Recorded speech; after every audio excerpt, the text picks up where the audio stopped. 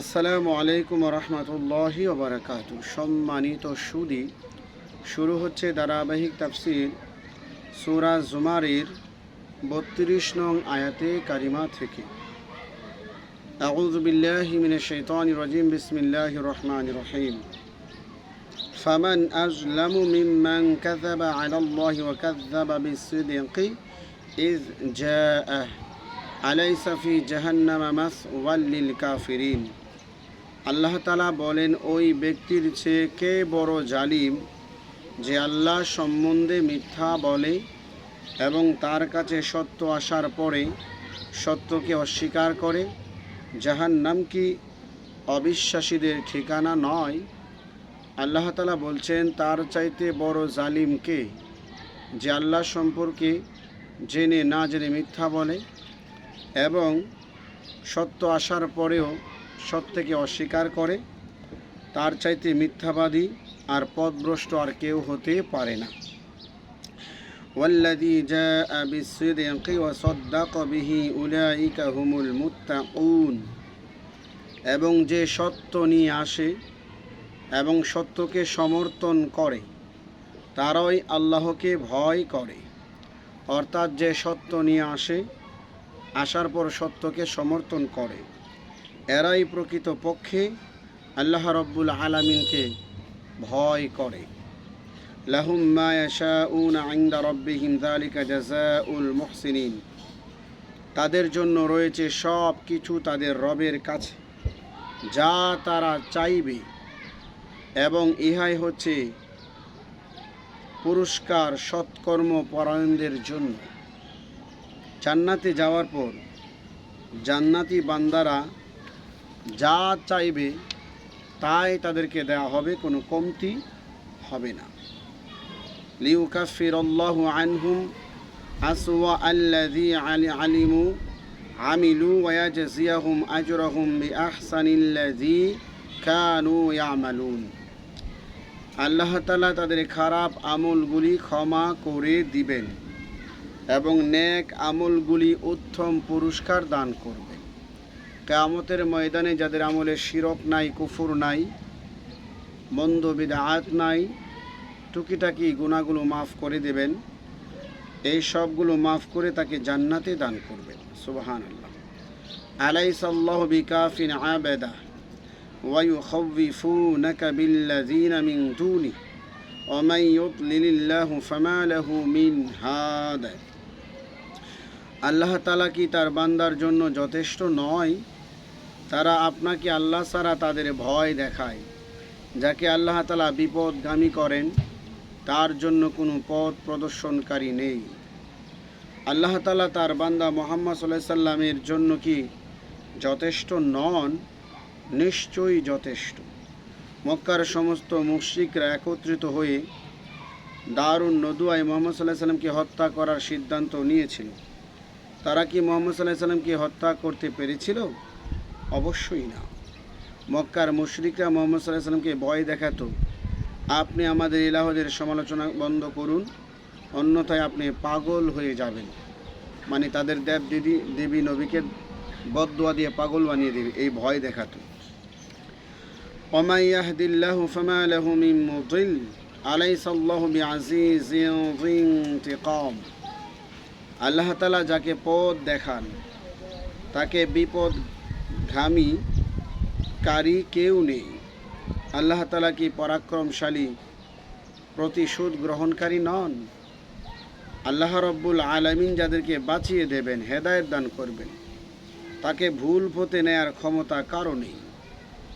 এই আয়াতের নিরিখে হে আল্লাহ, তোমার কাছে আমি গুনাহগার নাজমুল ইসলাম মুজাহিদি চাচ্ছি, আমাকে সঠিক পথে, তোমার পছন্দের রাস্তায়, তোমার রাসূলের প্রিয় রাস্তায় সর্বাধিক অটল থাকার তৌফিক দান করুন। আমিন। ওয়ালা ইন সাআলতাহুম মান খালাকাস সামাওয়াতি ওয়াল আরদা লায়াকুলুন্না আল্লাহ কুল আফারাইতুম মা তাদউনা মিন দুনিল্লাহি ইন আরাদানি আল্লাহু বিদুররিন হাল হুন্না কাশিফাতু দুররিহি আও আরাদানি বিরহমাতিন হাল হুন্না মুমসিকাতু রাহমাতি কুল হাসবি আল্লাহু আলাইহি ইয়াতাওয়াক্কালুল মুতাওয়াক্কিলুন। আপনি যদি তাদের কাছে জিজ্ঞাসা করেন আকাশ পৃথিবী কে সৃষ্টি করেছে, মক্কার মুশরিকদের কাছে যদি আপনি এই প্রশ্ন করেন, অবশ্যই তারা বলবে, আল্লাহ তাআলা বলছেন আল্লাহ সৃষ্টি করেছেন আল্লাহ। আপনি বলুন তোমরা কি মনে করো আল্লাহ ছাড়া যাদেরকে তোমরা ডাকো, আল্লাহ যদি আমার কোনো ক্ষতি করেন তারা আমার ক্ষতি দূর করতে পারবে কি? নবীজি বললেন। অথবা আল্লাহ যদি আমাকে তার অনুগ্রহ দান করতে চান, সম্মান দান করতে চান, তবে তারা কি আল্লাহর অনুগ্রহ বন্ধ রাখতে পারবে? আপনি বলে দিন আমার জন্য আল্লাহ যথেষ্ট। নির্ভীককারীগণ যেন তার উপরেই ভয় করে, নির্ভর করে। যারা নির্ভরকারী, তাওয়াক্কুলকারী, তারা যেন আল্লাহর উপরেই তাওয়াক্কুল করে থাকে। আল্লাহ তাআলাই সত্যিকার বান্দাদের জন্য যথেষ্ট। কুল ইয়া কওমি আমালু আলা মাকানাতিকুম ইন্নী আমিল ফাসাউফা তা'লামুন। আপনি বলুন হে আমার সম্প্রদায়, আমার জাতি, তোমরা তোমাদের অবস্থানে থেকে কাজ করতে থাকো, আমিও কাজ করে যাচ্ছি। অনতি বিলম্বে তোমরা জানতে পারবে কার রাস্তাটা সঠিক ছিল আর কার রাস্তাটা জাহান্নামের দিকে ছিল। মা ইয়াতিহি আযাবুন ইউখজিহি ওয়া ইয়াহিল্লু আলাইহি আযাবুম মুকিম। কাদের উপরে আসে অপমানজনক শাস্তি, কাদের উপরে খুলে যাবে চিরস্থায়ী শান্তির দরজা, তা অতি শীঘ্রই তোমরা জানতে পারবে। তোমরা যে আমাকে পাগল, জাদুঘর, মিথ্যাবাদী বলছো, অচিরেই তোমরা জানতে পারবে তোমরা মিথ্যাবাদী নাকি আমি মিথ্যাবাদী, না আমি সত্যবাদী। ইন্না আনজালনা আলাইকাল কিতাবা লিন-নাসি বিল হক ফামান ইহতাদা ফালিনাফসি ওয়া মান দাল্লা ফাইন্নামা ইয়াদিল্লু আলাইহা ওয়া মা আনতা আলাইহিম বিওয়াকিল। নিশ্চয় আমি আপনার প্রতি সত্য সহকারে কোরআনুল কারীম তথা কিতাব নাজিল করেছি মানুষের উপদেশের জন্য, মানুষের উদ্দেশ্যে। অতঃপর যে হেদায়েত গ্রহণ করে তা তার নিজের কল্যাণের জন্যই, এবং যে বিপদগামী হয় নিশ্চয়ই তা তার নিজের ক্ষতির জন্য। আপনি তাদের উপরে দায়িত্বশীল নন। আপনি যখন কোরআনের আদেশ নিষেধ মানুষের কাছে পৌঁছিয়ে দিবেন, এরপরে যদি কেউ ভালো কাজ করে তার নিজের জন্যই, মন্দ কাজটাও তার নিজের জন্যই, আপনার দায়িত্বে আর থাকবে না, আপনি দূষিত হবেন না। আল্লাহু ইয়াতাওয়াফাল আনফুসা হিনা মাউতিহা ওয়াল্লাতী লাম তামুত ফী মানামিহা ফায়ুমসিকুল্লাতী ক্বাদা আলাইহাল মাউতা ওয়া ইউরসিলুল উখরা ইলা আজালিন মুসাম্মান ইন্না ফী যালিকা লাআয়াতিন লিকাওমিন ইয়াতাফাক্কারুন। আল্লাহ তাআলা প্রাণীর নফসগুলি হস্তগত করেন মৃত্যুর সময়। যারা মারা যায় না নিদ্রার সময়, তাদেরগুলিও তাদের উপরে মৃত্যুর ফয়সালা করা হয়েছে। তাদের নফসগুলি আটক করে রাখা হয় এবং অপরগুলি নির্ধারিত সময়ের জন্য ছেড়ে দেওয়া হয়। নিশ্চয়ই এর মধ্যে রয়েছে নিদর্শন ওই জাতির জন্য যারা চিন্তা ভাবনা গবেষণা করে। মানব দেহ দুভাগে বিভক্ত। সাধারণ মানুষকে দুই ভাগে ভাগ করা যায়, এক দেহ, দুই আত্মা। এক দেহ সৃষ্টি করেছেন আল্লাহ মাটি, পানি, আগুন, বাতাস দ্বারা। মানব দেহের মধ্যে মাটির অংশ বেশি বলেই বলা হয় মানুষকে মাটি দ্বারা সৃষ্টি করা হয়েছে। জিন জাতিকে আল্লাহ তাআলা পানি, মাটি, আগুন, বাতাস দ্বারা সৃষ্টি করেছেন, কিন্তু তাদের মধ্যে আগুনের অংশ বেশি হওয়ার কারণে বলা হয় জিন জাতিকে আগুন দ্বারা সৃষ্টি করা হয়েছে। নফসে মুতমাইন্না, নফসে লাওয়ামা, নফসে আম্মারা ও রূহ, এই চারটা জিনিসের সমন্বয় মানুষের মধ্যে একটা অদৃশ্য শক্তি বিরাজ করে, যাকে আত্মা বলা হয়। দেহ এবং আত্মা মিলে মানুষ। দেহ হতে আত্মা বিচ্ছিন্ন হলে তখন মানুষের পরিবর্তে তার নাম হয়ে যায় লাশ। দেহ ছাড়া যেমন আত্মার কোনো পরিচয় নাই, আত্মা ছাড়া দেহের কোনো পরিচয় নাই। ঘুম এবং মৃত্যুর ব্যবধান। মানুষ যখন ঘুমিয়ে যায় তখন তার দেহের ভিতর থেকে তিনটা নফস বের হয়, রূহ বের হয় না, রূহটা থেকে যায়। নফসগুলো বের হয়ে সেগুলি আল্লাহর হাতে থাকে, অর্থাৎ আল্লাহর আওতাধীন থাকে, আল্লাহ তাআলার কাছেই থাকে। আল্লাহর হাতের বাইরে চলে গিয়ে স্বাধীনভাবে বেরাতে পারে না। নিদ্রা ভঙ্গের সময় আল্লাহ তাআলা নফসগুলি দেহের মধ্যে ফেরত পাঠান ঘুমের সময় আল্লাহ তাআলা নফসগুলি তার হাতে রাখেন। তার কারণ একই সাথে পৃথিবীর কোটি কোটি লোক ঘুমায়। তাদের নফসগুলি যদি বের হয়ে স্বাধীনভাবে ঘোরাফেরা করতে পারত, তাহলে সম্ভাবনা ছিল যে তারা আপন ঠিকানায় সঠিকভাবে পৌঁছাতে পারত না। তারা ভুল করত, নিজ দেহ প্রবেশ না করে অন্য দেহের মধ্যে প্রবেশ করে বসত। তাই ঘুমের সময় আল্লাহ তাআলা মানুষের দেহগুলো নিজ হাতে রাখেন, যাতে ভুল না হয়, সমস্যার সৃষ্টি না হয়। সুবহানাল্লাহ। আল্লাহ তাআলা তার সৃষ্টির উপরে কত খেয়াল রাখেন, কত কাজ করেন। ঘুমের সময় নফসগুলো আল্লাহ তাআলা নিজ হাতে না রাখলে ওগুলি পুনরায় নিজ দেহে ফিরে আসতে পারত না, মহা গণ্ডগোল লেগে যেত। কাফিরদের দেহের মধ্যে মুমিনদের নফস ঢুকে পড়লে ঘুম থেকে জাগার পর সে কাফিরকে বলতো নামাজ পড়ো, অপরদিকে মুমিনের দেহের মধ্যে কাফিরের নফস ঢুকে পড়লে ঘুম থেকে জাগার পর মুমিনকে বলতো মূর্তি পূজা করো। মহা গণ্ডগোল সৃষ্টি হয়ে পড়ত। তাই আল্লাহ তাআলা ঘোষণা করলেন, ঘুমের সময় নফসগুলি আমার হাতে থাকে। ঘুমের সময় মানব দেহ হতে নফসগুলি বের হয়ে রু বের হয় না। রু দেহের মধ্যে থাকার কারণে নিঃশ্বাস, শ্বাস প্রশ্বাস চালু থাকে। রুহের সাহায্যে মানুষ বেঁচে থাকে, দেহটা বেঁচে থাকে। আর তিনটি নফস হচ্ছে শক্তিশালী। নফসে মুতমাইন্না জান্নাতের দিকে টানে, নফসে লাওয়ামা ভালো কাজের দিকে টানে, নফসে আম্মারা মন্দ কাজের দিকে টানে।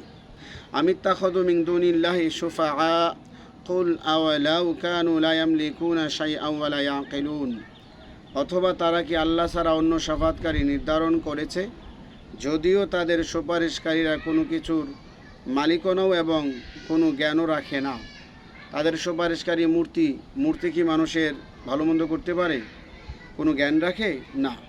কুলিল্লাহি শাফাআতু জামিআ লাহু মুলকুস সামাওয়াতি ওয়াল আরদি সুম্মা ইলাইহি তুরজাউন। আপনি বলুন, সমস্ত শাফাতের মালিক একমাত্র আল্লাহ তাআলা।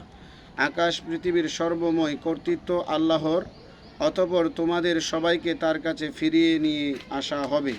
তোমরা কেউ ইচ্ছা করলে দুনিয়ার জমিনে থাকতে পারবে না, থাকতে দেওয়া হবে না। ওয়াইদা যুকিরাল্লাহু ওয়াহদাহু ইশমাআজ্জাত কুলুবুল্লাযীনা লা ইউমিনুনা বিল আখিরাহ ওয়াইদা যুকিরাল্লাযীনা মিন দুনিহি ইযা হুম ইস্তাবশিরুন। যারা পরকাল বিশ্বাস করে না, তাদের সামনে যখন এক আল্লাহর নাম উল্লেখ করা হয়, তখন তাদের অন্তরটা সংকুচিত হয়ে পড়ে। সূরা জুমারের ৪৫ নম্বর আয়াত খুবই গুরুত্বপূর্ণ। যখন আল্লাহ ছাড়া অন্যদের নাম উল্লেখ করা হয়, তখন তারা আনন্দে উল্লাসিত হয়ে যায়। সূরা জুমারের ৪৫ নম্বর আয়াত, এটা মনে রাখতে হবে। এক আল্লাহর নাম শুনলে যাদের মন সংকুচিত হয়। মুজাহিদ এবং মুতাকিল বলেন, মক্কার অবস্থানকালে কোনো এক দল আল্লাহর রাসূল সাল্লাল্লাহু আলাইহি ওয়াসাল্লামের সূরার নাজম তেলাওয়াত করছিলেন এবং শয়তান একটা বাক্য আল্লাহর রাসূলের পাঠ শেষ হওয়ার সাথে সাথে পাঠ করেছিলেন, যাতে মুশরিকরা ভেবেছিল ওই বাক্যটাও মুহাম্মদ সাল্লাল্লাহু আলাইহি ওয়াসাল্লাম পাঠ করলেন। ফলে তারা সিজদায় লুটিয়ে পড়েছিল। বাক্যটা ছিল তিলকাল নিফাক আল উলা ওয়া ইন শাফাআতুহুর রিদা। তিলকাল গর, এরপরে নিকাল উলা, ওয়া ইন্না শাফাআতুহুম লা তুরজা। এই বড় বড় দেবতাগুলি তাদের শাফাআত আশা করা যেতে পারে। এই বাক্যটা আল্লাহর রাসূল বলেননি। আলকা শাইতানু ফি উমনিয়াতি। সূরা হজ্জের 52 নম্বর আয়াত আল্লাহ বলেন, শয়তান রাসূলের পাঠের সাথে তার বাক্যটা ঢেলে দিয়েছিল। একটার মধ্যে আরেকটা ঢেলে দেওয়ার অর্থ মিশিয়ে দেওয়া, অর্থাৎ রাসূলের তেলাওয়াতের সাথে শয়তান তার বাক্যটা মিশিয়ে দিয়েছিল। আল্লাহর রাসূল ওই বাক্যটা নিজ মুখে বলেছেন, কোরআন তা বলেনি। কোরআনের বাচন ভঙ্গির দৃষ্টি রাখতে হবে। আল্লাহর রাসূল তেলাওয়াতের শেষে যখন শয়তানের মুখে তাদের দেব দেবীদের নাম উল্লেখ করা হলো, তখন সমস্ত মুশরিকরা সেজদায় লুটিয়ে পড়ল। কিন্তু এক আল্লাহর নাম শুনলে তখন তাদের মনটা সংকুচিত হয়ে পড়ে। তাই আল্লাহ তাআলা বললেন, এক আল্লাহর নাম শুনলে তাদের মন সংকুচিত হয়ে পড়ে এবং আল্লাহ ছাড়া অন্যদের নাম শুনলে তারা আনন্দিত হয়ে পড়ে। এখনও বাংলাদেশের জমিনে একদল লোক আছে, দেব দেবীর কথা শুনলে মহরম মাসে গোড়া বানায়া নদীতে ফালাইলে এদের কাছে আনন্দ লাগে, কিন্তু এক আল্লাহর ইবাদত করতে হবে, আর কারো ইবাদত করা যাবে না, এই কথা বললে তারা ঝগড়া করা শুরু করে দেয়। কুলিল্লাহুম্মা ফাতিরাস সামাওয়াতি ওয়াল আরদি আলিমাল গায়বি ওয়াশ শাহাদাতি আনতা তাহকুমু বাইনা ইবাদিকা ফীমা কানু ফী ইখতালিফুন। বলুন, হে আল্লাহ, আপনি আকাশ পৃথিবীর আদি স্রষ্টা, দৃশ্য এবং অদৃশ্য সম্পর্কে সম্যক পরিজ্ঞাত। যে বিষয় নিয়ে আপনার বান্দারা মতভেদ করে সে বিষয়ে আপনি আপনার বান্দাদের মধ্যে ফয়সালা করবেন, ফয়সালা দান করবেন, ফয়সালা করে দিবেন। আবু সালমা বলেন, আমি আয়েশা সিদ্দিকা রাদিয়াল্লাহু আনহাকে জিজ্ঞাসা করেছি, আল্লাহ রসুল কি দোয়া পাঠ করে রাতের নামাজ শুরু করতেন? তখন আয়েশা সিদ্দিকা রাদিয়াল্লাহু আনহা বলেন, রাসূল সাল্লাল্লাহু আলাইহি ওয়াসাল্লাম এই দোয়া পাঠ করে তাহাজ্জুদ নামাজ শুরু করতেন, ওলাও এই দোয়াটা।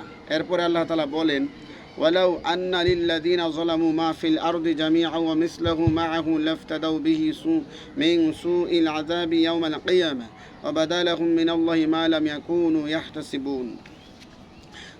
যারা জুলুম করেছে, পৃথিবীর সমস্ত সম্পদ যদি তাদের একজনের জন্য হয় এবং তার সাথে আরও এক পৃথিবীর সম্পদ যদি যোগ করা হয় এবং কিয়ামতের দিবসে কঠিন শাস্তির মুক্তিপণ হিসাবে দেয়া হয়, তবে তা গ্রহণ করা হবে না, এবং আল্লাহর নিকট হতে তাদের জন্য এমন কিছু প্রকাশিত হবে যা তারা কল্পনাও করেনি। মুশরিকরা দুনিয়া অবস্থানকালে দুনিয়ার জন্য পাগল হয়ে কোরআনুল কারীমের আয়াতের সাথে বেয়াদবি করেছে। আল্লাহ বলেন, কিয়ামতের ময়দানে যদি দুই দুনিয়ার সম্পদ দেওয়া হয়, তারপরেও তাদের আপত্তি উজুর সুপারিশ গ্রহণ করা হবে না। ওয়াবাদালাহুম সাইয়্যাতু মা কাসাবু ওয়া হাকা বিহিম মা কানু বিহি ইস্তাহজিউন। তাদের কৃতকর্মের ফলাফলগুলো তাদের সামনে প্রকাশিত হয়ে পড়বে, এবং যেইগুলি নিয়ে তারা দুনিয়াতে উপহাস করত ওই জিনিসগুলোই তাদেরকে ঘিরে ধরবে। তারা জাক্কুম গাছ নিয়ে উপহাস করত, জাক্কুম ফল তারা জাহান্নামে খেতে হবে, দেখতে হবে। দুনিয়ায় তারা এগুলো নিয়ে মজা করত, ঠাট্টা করত। ফাইদা মাসাল ইনসানা দুররুন দাআনা সুম্মা ইযা খাওয়ালনাহু নি'মাতাম মিন্না ক্বালা ইন্নামা উতীতুহু আলা ইলমিন বাল হিয়া ফিতনাতুন ওয়ালাকিন্না আকসারুহুম লা ইয়ালামুন। কোনো বিপদ আপদ যখন মানুষকে স্পর্শ করে তখন সে আমাকে ডাকে, আল্লাহ তাআলাকে ডাকে। অতঃপর যখন আমি আল্লাহ তাকে অনুগ্রহ দান করি, বিপদ থেকে উদ্ধার করে দেই, তখন সে বলে আমি নিজ জ্ঞানের বলে উহা অর্জন করেছি, বরং ইহা পরীক্ষা, কিন্তু তাদের অধিকাংশই ইহা জানে না। আল্লাহ তাআলা বলেন, তোমাদের জন্য পরীক্ষা করেছি, তোমাদের জ্ঞানের বলে কিচ্ছুই অর্জন করা সম্ভব নয়। قد قال لها الذين من قبلهم فما أغنى عنهم ما كانوا يكسبون। তাদের পূর্ববর্তীগণ এই কথাই বলেছে, তাদের উপার্জন তাদের কোনো উপকারে আসেনি। অত্র আয়াতে পূর্ববর্তীদের বলতে কারণকে বোঝানো হয়েছে। তার কাছে যখন যাকাত চাওয়া হয়েছিল তখন সে কথাই বলেছিল, আমি নিজ জ্ঞানে এই সম্পদ অর্জন করেছি। তার সম্পদ পরকালের শাস্তি হতে তাকে রক্ষা করতে পারেনি। আল্লাহ রাব্বুল আলামিন এই আয়াতগুলোর শিক্ষা আমাদের বাস্তব জীবনে বাস্তবায়ন করার তৌফিক দান করুক। সূরা জুমার আজকের জন্য এখানেই সমাপ্ত। পরবর্তীতে আলোচনা করা হবে সূরা জুমারের 51 নং আয়াতে কারিমা হতে। আসসালামু আলাইকুম ওয়া রাহমাতুল্লাহ।